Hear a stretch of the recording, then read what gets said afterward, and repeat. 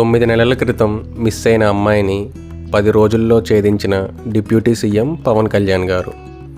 June 22న party కార్యాలయంలో ప్రజా దర్బార్ నిర్వహించారు పవన్ కళ్యాణ్ గారు. భీమవరానికి చెందిన శివకుమారి అనే మహిళ పవన్ కళ్యాణ్ గారిని ఆశ్రయించారు. తన కుమార్తె 9 నెలలుగా కనిపించలేకుండా పోయిందని ఆమె ఆవేదన వ్యక్తం చేశారు. దీనిపై వెంటనే స్పందించిన పవన్ కళ్యాణ్ గారు సిఐ గుణగారికి ఫోన్ చేసి మాట్లాడారు. యువతి ఆచూకీ త్వరగా తెలుసుకోవాలన్నారు. శివకుమారి కూతురు తేజస్విని విజయవాడలో వాళ్ళ పెద్దమ్మ ఇంట్లో ఉంటూ మాచవరంలో హోటల్ మేనేజ్మెంట్ కోర్స్ చేస్తూ ఉండేది.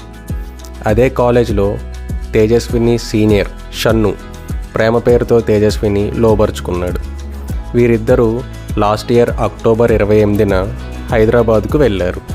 అక్కడ నుండి కేరళ, ముంబై, ఢిల్లీ తిరుగుతూ చివరికి జమ్మూకు వెళ్ళారు.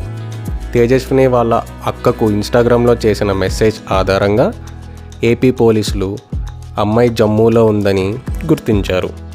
ఈరోజు విజయవాడకు ఫ్లైట్లో అమ్మాయిని తీసుకురానున్నారు. బాధితులు పవన్ కళ్యాణ్ గారికి కృతజ్ఞతలు తెలియజేశారు.